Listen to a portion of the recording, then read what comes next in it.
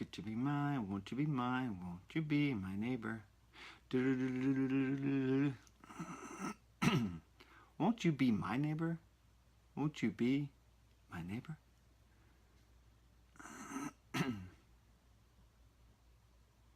Won't you be my neighbor? Oh my gosh, Nikki. They're gone, Nick. They're gone. I need a new batch. I need a new batch, Nikki. I need a new batch. Please send them to me. I'll come anywhere to get them. If you have them with you, I'll drive home and get them. I need them right now. I can't wait anymore. My sister makes these granola, these homemade granola bars with all this fancy stuff in it. Oh my good God Almighty, it is so good. It is so good. So based on Aubrey Marcus's book that talks about the importance of fat and how if you're going to take in sugar and carbs, it's better to pair it with a fat, or the other way around. What was it? Yes, it's better to pair it with a fat. It helps I believe it helps the digestion. So what I did was I took the awesome granola bars that my sister... Dred, do you remember that? What specifically was it? That if you're taking in a carb, it's better to mix it with fat because it slows down the body's absorption? Or if you're taking in a fat, it's better to pair it with a carb.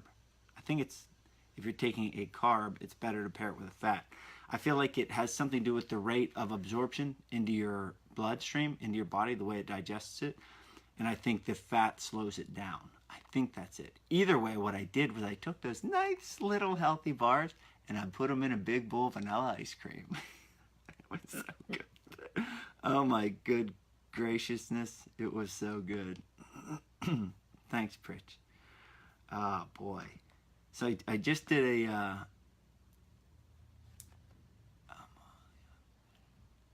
I did a nice little workout this morning. Short to the point. Short to the point. It was good. It was good. I'll tell you this much though. It was really stinking hard to get up. I'll tell you that much this morning. It was really stinking hard to get up. Dean Lamb, welcome my friend. Couple new names this morning. Good. I'm going to get cracking here with AM Excellence 602, reading the book The Good Neighbor. It is a biography by Maxwell King on Mr. Rogers, Fred Rogers, the life and work of Fred Rogers, and it is really stinking good. So what I did the last 2 weeks, if anyone cares about the learning process, what I did the last tangentially, oh, it was really good, Dred, tangentially. Fairland, welcome, buddy. But what I did the last 2 weeks is I'm reading ahead, and I lesson planned for this week already. I'm overwhelmed by these comments. Oh my gosh. I'm overwhelmed by these comments. Thank you, Scott. Thank you, Dennis. Nikki, I don't even know what your comments say because they went away so quick. But anyhow, so I'm lesson planned out for the week. And it's just so, it's so valuable. It's such a good book. So anyhow, let's get, wow, a pound of bacon. So good. We got this good bacon. Is that from Kara, Nikki? We got this good bacon. So my parents have been splitting the cows and pigs with my cousins, my dad's cousins. And so we have like real sausage, real beef. And they have bacon, and it's freaking good, and so is the sausage. All right, so I'm going to get cracking with AM Excellence. Okay, AM Excellence 602.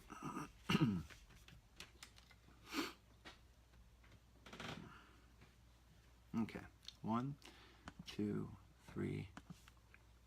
Good morning, my friends, and welcome to the Spaniard Show. This is AM Excellence 602, studying the book, The Good Neighbor, The Life and Work of Fred Rogers by Maxwell King. I'm going to get to the point after this. If you want to pick this book up, this is one of the most valuable books I've ever read. I lesson plan these books, and at the beginning of the books, I say, I'll roughly spend 5 days, 7 days, 8 days, 10 days, 15 days. One book, The Success Principles, I spent 30 days because there was so much content that was valuable that I want to make sure I got it out there. This book, Mr. Rogers, I could spend 60 days on it, or another, realistically speaking, 30 days easily, but I have to pick and choose. So I'm picking the best of the best things here, or at least my choice of the moment, as Dred and I were taking. Is there really a best Or is there simply just what you choose at that time? That's what I'm going with today. So I'm going to dive in. Yesterday was an ad-lib episode, so I didn't get to cover the content. I'm going to jump back to yesterday's content. One of the things I want to talk about here is the common thread of luck or happenstance in Mr. Rogers' journey. So this is interesting. Luck is when preparation meets opportunity. You know, you prepare and you prepare and you prepare and you prepare and you do and you do and you do. As in Kevin Hart's strategy, if Kevin Hart believed that if he was at his best as often as possible, someone would eventually see him. I myself am of that same exact mindset. This is AMXbooks 602.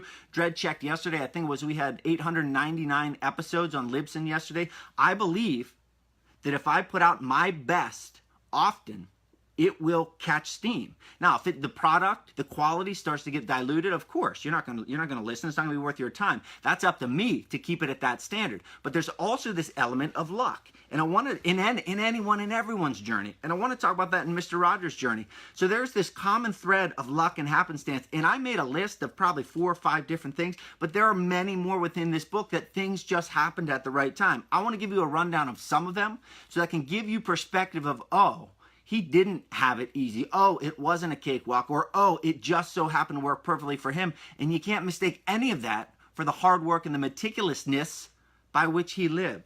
One of the first things was the simple invention of the television. Or not the simple invention, but simply the invention of television. It was a new medium, a medium that did not exist before. And he saw this as a way to get his message out. His parents' wealth. So Mr. Rogers' parents' wealth allowed him to live freely and without concern for money. Most of us don't have that ability. He had that ability, so it allowed him to take chances in which he didn't have to think about the financial consequence of it. Next was his teachers and influences. And I resonate with this big time because my first 2 major influences in professional fighting were Eddie Alvarez and Frankie Edgar. I mean, how fortunate, how blessed, how, quote, lucky do I get that they were my first 2 influences.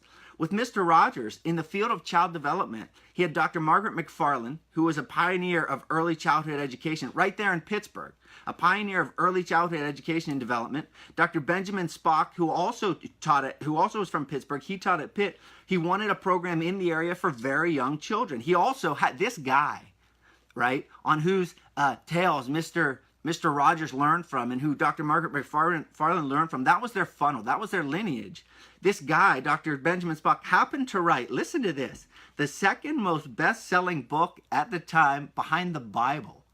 And it was on early childhood development. It was called This Common Sense Book of Baby and Child Care. So Mr. Rogers happened to come up in the knowledge and the psychology of child development under the man who wrote the second most all-time selling book behind the Bible in early childhood education. And Dr. Benjamin Spock wanted to create this learning center for young children right there in Pittsburgh. Mr. Rogers had corporate connections by way of his father, who was a successful businessman in Pittsburgh, had connections at NBC, was able to get Mr. Rogers connected at NBC. As well as when he got into TV, learning from like the best of the best producers. This was set in setting, I believe, is the terminology. But Mr. Rogers, along with the meticulousness, the hard work, the everything, he was in the right place at the right time. Hope is not a strategy. I learned this a couple months ago. Someone said to me, look, Spaniard, hope is not a strategy. Understand that. Understand that luck will most likely play a role in your journey, but you cannot count on it. You cannot hope for that luck to smack you across the face. Next topic of discussion here is the importance of finding outlets for yourself. So on Sunday morning, I had the opportunity to wake up at the butt crack of dawn, 5:10. I was out the door. I was meeting and talking with Dredd from 5:30 to 9:30, and we had a talk. And we talked about life. We talked about business. We talked about philosophy. We talked about all our ideas. We talked about what was right. We talked about what was wrong. We talked about what we should do more of, etc. That was a version of my outlet. I listened to, so the author of a really kind of complex book called Thinking Fast and Slow, of which I did not read, but I hear about often. I believe it's Daniel Kahneman is the author of that book. But I heard an interview one time where he was talking about his intellectual partner. And I thought that was a really neat terminology and something that I highly recommend that you consider finding, developing.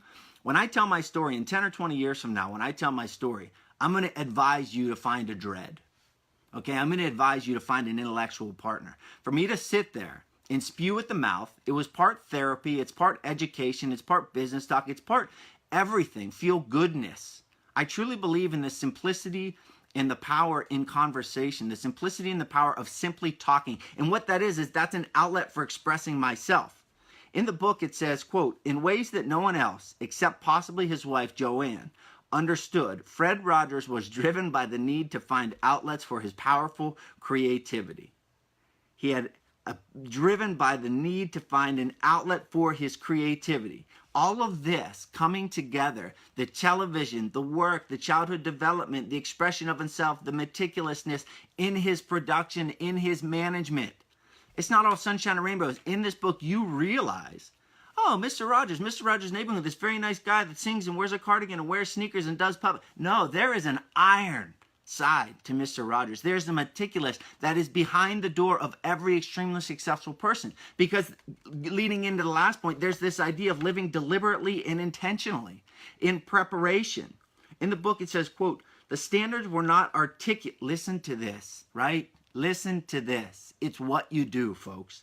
The standards were not articulated, but came instead from the thoughtful care that Fred Rogers put into the dialogue between Josie and the puppets. So Fred Rogers didn't just stand out there and say, do.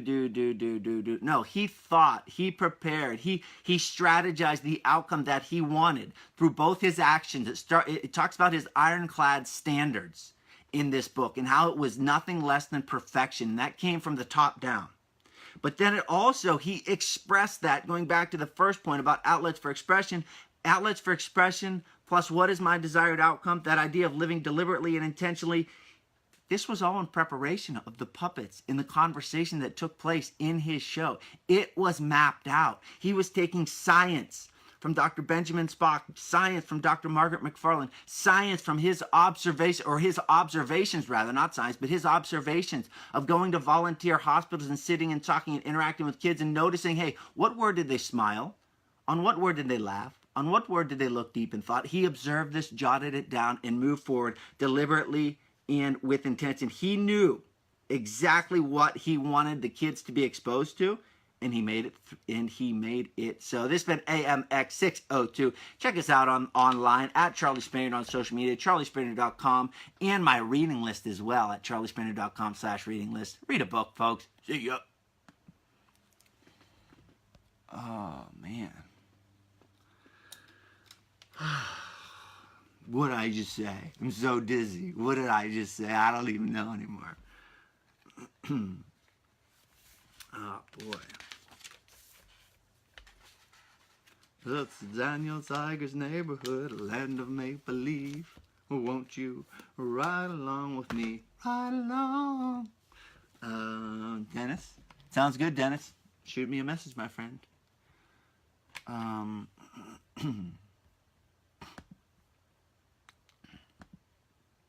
Yeah, but like the, it's really good, Where we got AMX 602, the good neighbor.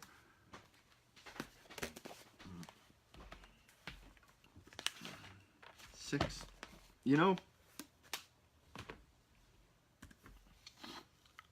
a few people are watching right now, but my my former opponent, Anthony Johnson, I saw. Okay, Dred. Yeah, that's something I never considered, Dred. Anthony Johnson posted something yesterday, and this is my gut instinct, and I've heard this before. He posted something along the lines of, you never see Jaguar and he named another fancy car with commercials, right? Or you think of a brand, like they're not very salesy. They're not very salesy because they know that their quality speaks for themselves. And I have this belief that this show's quality will rise us to the top.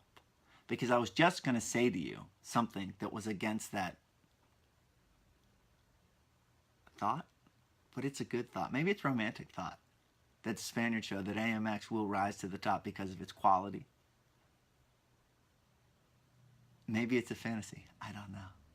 But I will never let the quality of this show falter. And if I do, I need you to call me out on it. And pretty much after every day, I text Dred and say, was AMX okay today? What do you think about AMX? And if it wasn't good, Dred would say, Man up, Spanny. Ain't that good, dude. Ain't that good. Gotta step it up. Dread, that's your job. That's your job. All right, I'll be back tomorrow morning. I gotta record AMX Kids. AMX Kids comes out at 4 p.m. today. I don't care if you're a kid. I don't care if you have, I'm talking to, whether you have a kid or don't have a kid, you're gonna like this. You're gonna like this. This show is for kids, but I can tell you that when I'm prepping it and I'm recording it, I'm smiling.